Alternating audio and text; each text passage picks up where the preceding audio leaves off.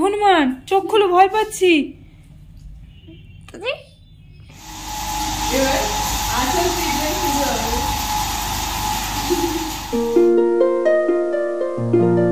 আজকে বর্মশাই বাজার থেকে চচ্চড়ি জিনিসপত্র এনেছে, তো ভাবলাম গাছে বেগুন আছে, 2-4টে বেগুন নিয়ে নিই। আর বেগুনগুলো তো অনেকটা বড় হয়ে গেছে, এরপরে আবার পেকে যাবে, সেই কারণে বেগুনগুলো নিয়ে নিচ্ছি। দেখো সাইজ দেখো, পুরো সাপের মতো হেলে রয়েছে, আর এক একটা পুরো লম্বা হয়ে গেছে।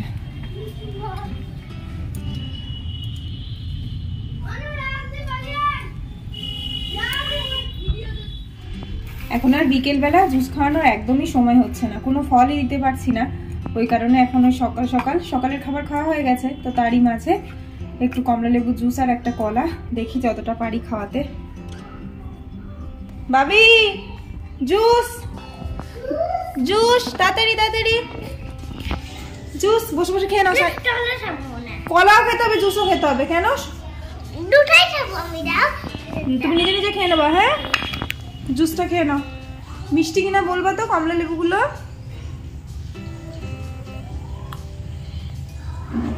হ্যাঁ মিষ্টি।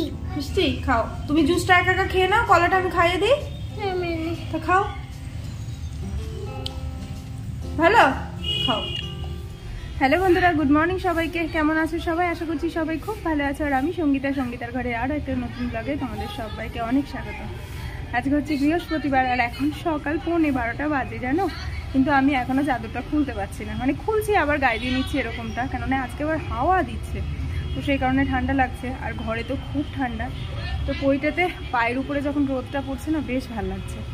আর এই সকাল টাইমটাতে এটা মানে একদম সামনেটাতে একটু রোদ পড়ে, তো বেশ ভালো লাগছে। তো এই দেরি তো করছি, কিন্তু ঘরে তো হাজারো একটা কাজ, তো সেই কাজগুলো তো করতে হবে। তো চলো, আর ঠান্ডা করে লাভ নেই, কাজগুলো শুরু করি, আর তোমরাও ব্লগটা দেখতে থাকো।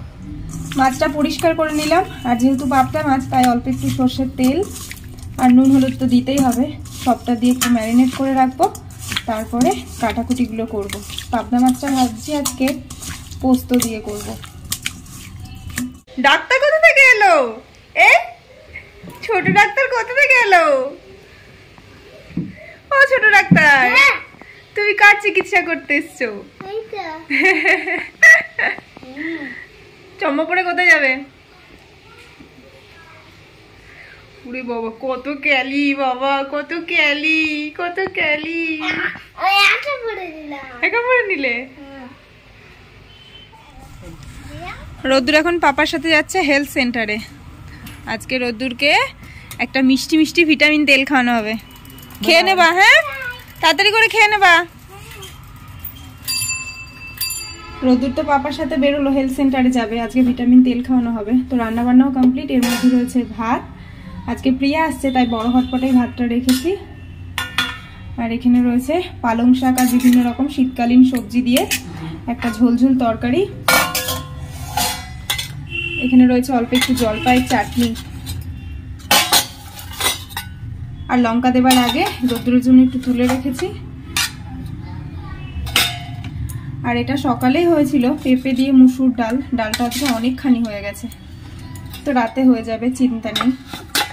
আর এখানে রয়েছে একেবারে লাস্টে যেটা হলো পাবদা মাছের ঝাল পোস্ত দিয়ে।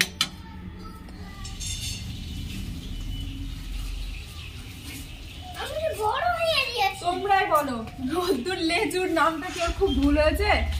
একটা পার্সেল এসেছিল, এই পার্সেলটা নিতে গেলাম, ব্যাস ওকেও যেতে হবে, খাওয়া ছেড়ে উঠে গেল। এটা আই থিঙ্ক বর্মশাই জিনিস আছে, তো বর্মশাই আসলে তবেই খোলা হবে। এই হুপ, আজকে খুব শীত করছে। না না, মিমিকে করো হুপ।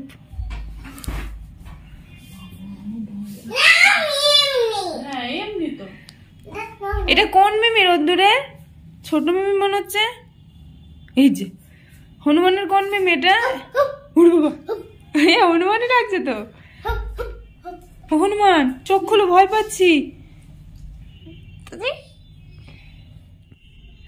প্রিয়া তো সেই দুপুর করে এসছে, তারপরে খাওয়া দাওয়ার পরে মোটামুটি সবাই আমরা ঘুমিয়েছিলাম। এই সন্ধ্যাবেলা কিছুক্ষণ আগে সবাই উঠলাম। তো এই হাসি আছে, আর কতক্ষণ যে হাসি থাকবে সেই হাসিটা বুঝতে পারছি না। এর আগের দিন তো দাঁতের ডাক্তারের কাছে গেছিলাম, তো আজকে আবার সেই ডেট দিয়েছিল, আজকে সেই ডেট, তো আজকে আমরা যাচ্ছি। আজকে থেকেই দাঁতের চিকিৎসাটা ভালোভাবে শুরু হবে। তো কি যে হবে আর কতটা কি হবে সেটা এখন না গেলে বুঝতে পারবো না। যাবো, আজকে থেকে ট্রিটমেন্ট স্টার্ট হবে। তো খুব ভয় ভয় লাগছে। দাঁত নিয়ে তো এর আগেও আমি ভুক্তভোগী, দাঁতের যন্ত্রণা কি সেটা আর না বললেই নয়, তবে শীত আসলে যেন যন্ত্রণাটা আরও বেড়ে যায়, তো সেটাই আর কি। তো চলো দাঁতের ডাক্তারের কাছে যাই। আর রোদ্দুরকে আজকে রেখে যাব, কেননা ডাক্তারবাবু বলেই ছিল আজকে নেক্সট যেদিন আসবো সেদিন অনেকটা সময় লাগবে, সেহেতু বাচ্চাকে না নিয়ে আসাটাই বেটার। সেই জন্য প্রিয়ার কাছে রোদ্দুরকে রেখে যাচ্ছি, আর আমি আর রোদ্দুরের বাবা এখন যাব। প্রিয়া দেখে রাখি সবটা।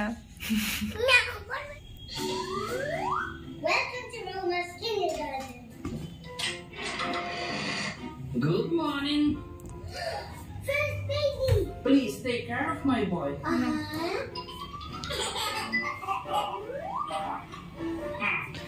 ভালোই হচ্ছে, ডিয়ানা, রোমা আর সাথে রোদ্দুর, তাই তো? Second baby.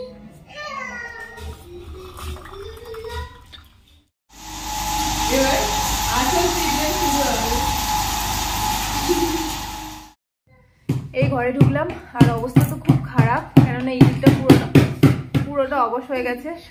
কথা বলতে গেলেও আটকে আটকে যাচ্ছে।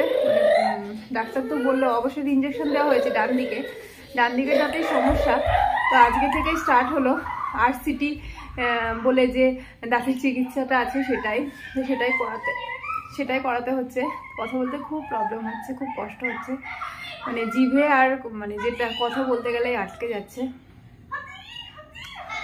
তো ডাক্তার বললো মোটামুটি যেহেতু অবশ্যই ইঞ্জেকশন দেওয়া হয়েছে 3-3.5 ঘন্টার মতো থাকবে। তো অনেকটা সময় লাগলো জানো তো, মানে অনেকটা। আমার তো পুরো মাথা ধরে গেছিলো। হ্যাঁ, মাঝে মাঝে ব্যথা লাগছিল যখন ওই ভেতরে খুঁচিয়ে কাজ করছিল। ওই ভেতরে কি করছিল সেটা তো দেখতে পাচ্ছিলাম না, কিন্তু মাঝে মধ্যে আমি মানে অবশ্যই ইঞ্জেকশন করলেও হালকা হালকা ব্যথা লাগছিল।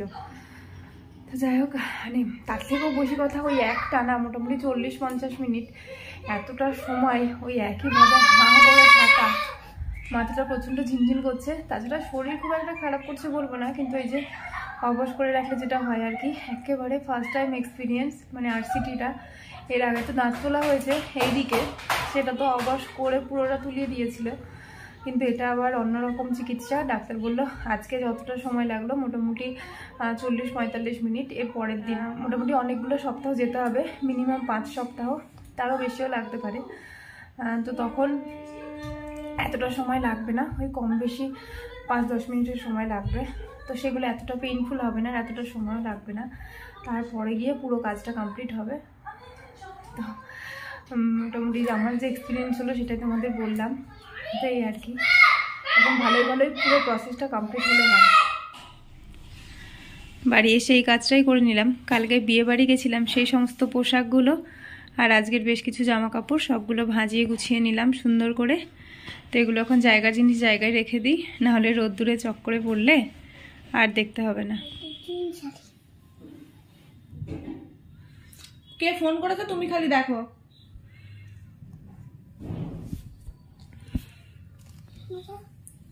দেখে আমি একটু কথা বলি। পুষিকা কে? পুষিটা আমার বান্ধবী। কোথাকার বান্ধবী তোমার? আমার স্কুলের। ও দি, কি কথা হচ্ছিল?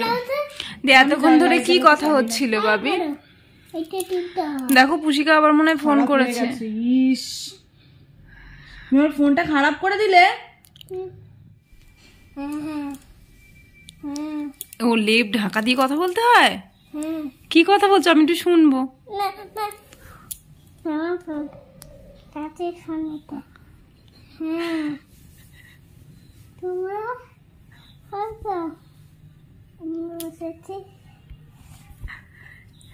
এই এখানে কে কথা বলছে রে কাঁথার মধ্যে?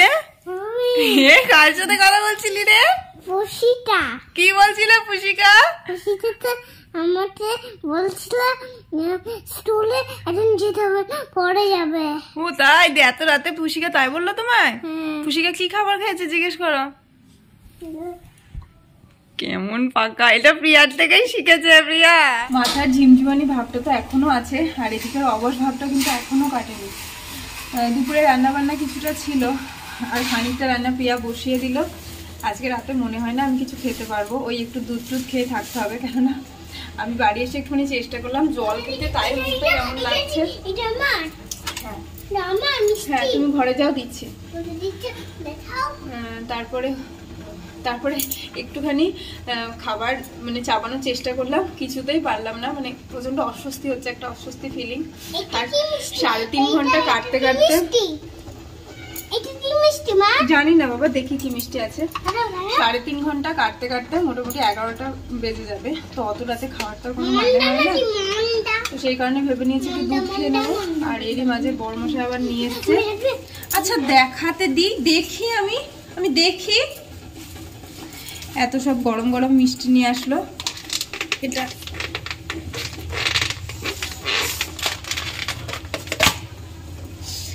এটা হচ্ছে কমলা ভোগ, যেটা প্রিয়া খেতে খুব ভালোবাসে। বিগ সাইজের কমলা ভোগ, আর শীতের স্পেশাল কমলা ভোগ। আর এর মধ্যে রয়েছে কি ঋতু, এটা হচ্ছে ছানার কেক। তো নতুন নতুন মিষ্টি, প্রতিদিন তো রসগোল্লায় আসে, আজকে আবার নতুন নতুন মিষ্টি। এখন সবাই মিলে ওদেরকে খাবারটা দিয়ে দিই, খাবার দাবার হয়ে গেছে। চলো দিচ্ছি চলো।